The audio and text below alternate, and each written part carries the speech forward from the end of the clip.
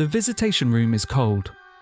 It's a stark, blank space where a glass wall separates us from the inmates, and the only physical connection between a mother and her son happens through a grey telephone. I sit on a hard plastic chair and wait for Adam to come in. I don't even know what I'm supposed to feel. Since he did what he did 2 weeks ago, it's like my life has been put on pause and my body's been stuck in a state of numbness. I haven't seen him yet. I watch him enter through the door, head down, the prison uniform clearly hanging off his 145-pound frame.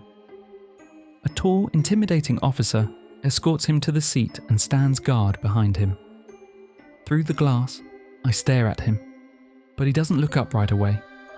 He's ashamed, and Mother knows. We both pick up the phones.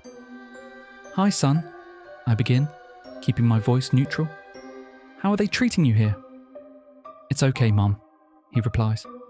"I probably deserve it."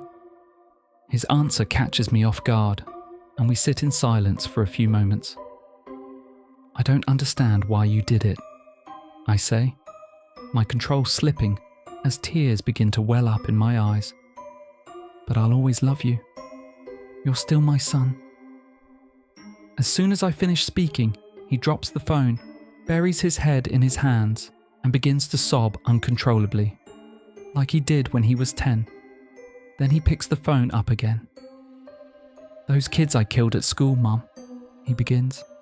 "You have to understand. They deserved it. They needed to be taken out the way they were." The officer behind him overhears the conversation and keeps a sharp eye on Adam. "If they were bullying you, son, that's terrible," I tell him.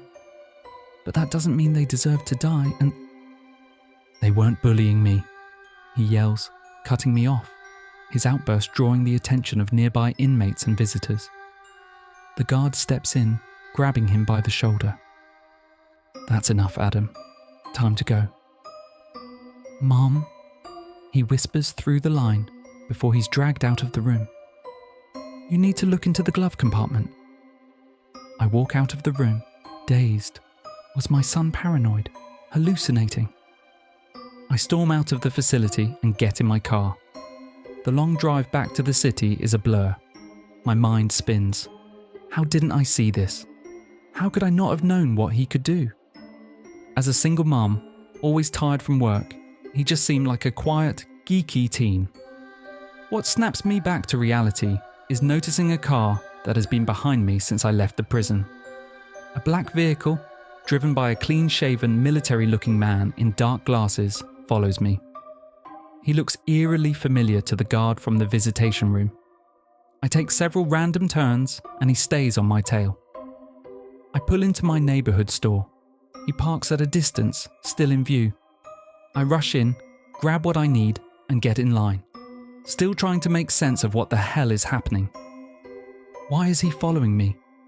They already have Adam. As I wait in line, I hear someone call my name from behind and I jump in fright. It's not the man from the car, but I almost wish it were. It's a pale woman with a blank expression. Jenna, the mother of one of the 3 kids Adam killed at the school shooting. I freeze. "Hi, Claire," she says. It takes me a second. "Hi, Jenna. How are you?" "Not very good," she replies, not bitterly, just honestly. I flinch. "Hey, I just want to say I'm really sorry for your loss," I begin. "What my son did was unforgivable, and—" "Claire, please," she cuts in. "This isn't your fault. We both lost our sons that day." She takes my hand in hers. "From one mother to another," she tells me, leaning in. "We need to help each other." Then she hugs me, so tightly I nearly collapse into tears. No one had shown me that kind of compassion until now. I leave the store with new strength, ready to go straight to that car and confront the man who had been following me. But he's gone. Thank God.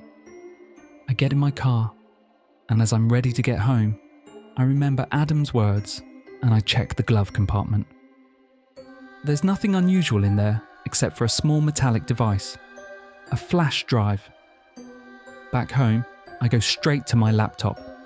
It's already dark.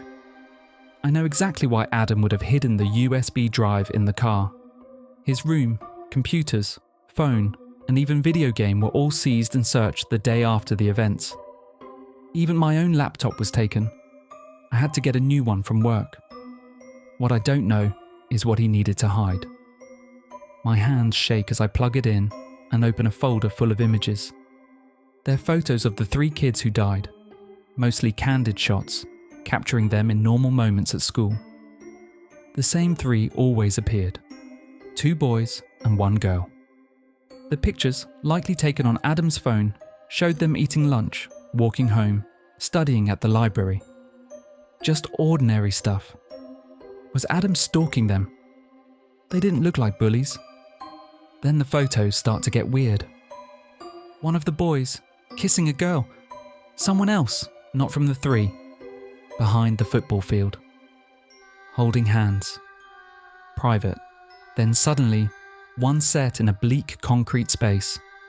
The 3 kids, soaked in blood, standing over what looked like the girl from before. Dead. Her body ripped to pieces on the floor. There was something strange in their eyes. In the photos, they were solid white. I had to adjust in my chair, rattled, then more.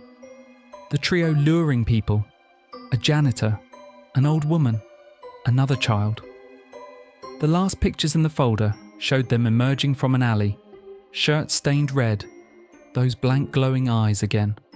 The photos were clearly taken in hiding. I nearly threw up. Was this what Adam meant? What are these kids and what were they doing? That's when I heard the noise of my front door opening. "Is someone there?"